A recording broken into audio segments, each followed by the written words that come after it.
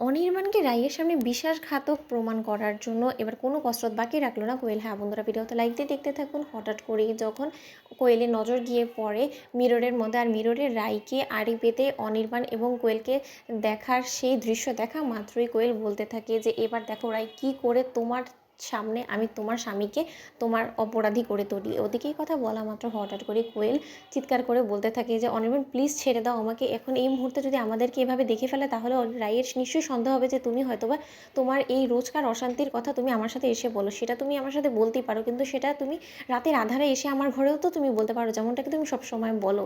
তাই আমি তোমার কাছে রিকোয়েস্ট করছি, তুমি প্লিজ এখন এই দিনের আলোর মধ্যে এমন কোনো কিছু করে বসো না যার ফলে কিনা আমি রায়ের সামনে অপরাধী সাব্যস্ত হয়ে যাই। তখন এই কথা বলা মাত্র অনির্বাণ জেদ করতে থাকে, বলতে থাকে যে আমি কোনো মতেই ছাড়বো না, তুমি পারলে আমার কাছ থেকে ছুটে গিয়ে দেখাও। ওদিকে এই কথা বলা মাত্র হঠাৎ করেই যখন কোয়েলের নজর গিয়ে পড়ে রাইয়ের উপরে, তখন কোয়েল বলতে থাকে যে আরে রাই তুমি চলে এসেছো, তুমি প্লিজ আমাকে মিসআন্ডারস্ট্যান্ড করো না, আসলে আমি তেমনটা কোনো কিছু করতে চাইনি। অনির্বাণ নিজের দুঃখ সামলাতে না পেরে এক পর্যায়ে ও নিজে থেকেই সাপোর্ট চাইতে গিয়ে আমাকে এরকম করে জড়িয়ে ধরেছে, তুমি প্লিজ আমাকে ভুল বোঝো না। তখন এই কথা বলা মাত্র রাই বলতে থাকে যে না, তুমি তো বাহিরের লোক, তোমাকে আর ভুল বুঝে কী করবো, যেখানে কিনা নিজের ঘরের স্বামী পরের কাছে গিয়ে আত্মসমর্পণ করে দিয়েছে নিজ দায়িত্বে, তাহলে আর যাই হোক না কেন তোমাকে তো আমি অন্তত মিসআন্ডারস্ট্যান্ড করতে পারি না, সেরকম কোনো কিছুই আমি ভাবছি না, তুমি সেটা নিয়ে একদম টেনশন করো না।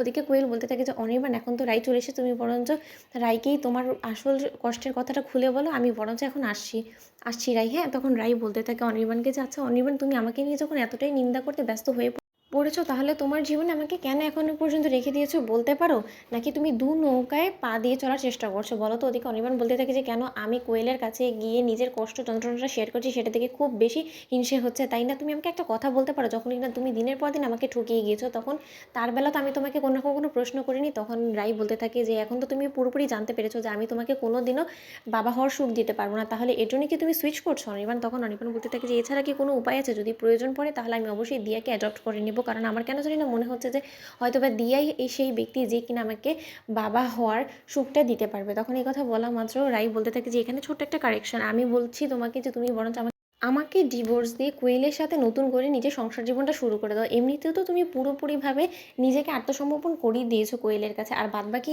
যা লিগালি কাগজপত্র রেডি করার আছে সেটাও রেডি করে ফেলো, তারপরে তুমি আমাকে ছেড়ে দিয়ে তুমি কোয়েলকে নিজের জীবনে নিয়ে আসো, তারপরে তুমি দেখবে যে তোমাকে ও সেই সব সুখ দিতে পারবে যেটা হয়তো বা আমি তোমাকে দিতে পারিনি এতদিনে। এই কথা বলে আমার অনির্বাণ বলতে থাকে যে সেই সময়টা আমার যখন মনে হবে যে না অবশ্যই এখন আর তোমাকে আমার জীবনে প্রয়োজন নেই, আমার এখন কোয়েলকেই প্রয়োজন, তখন না আমি সেটাও করবো। তাই আর যাই হোক না কেন তোমার মুখ থেকে আমি কোনো রকম কোনো উপদেশ শুনতে চাই না, মাফ করো আমাকে, দোহাই তোমার, তুমি প্লিজ আমার জীবন থেকে আমার সামনে থেকে এক্ষুনি সরে যাও। তো বন্ধুরা, ভিডিওটি ভালো লেগে থাকলে অবশ্যই লাইক কমেন্ট শেয়ার করে সাবস্ক্রাইব করতে বলো না।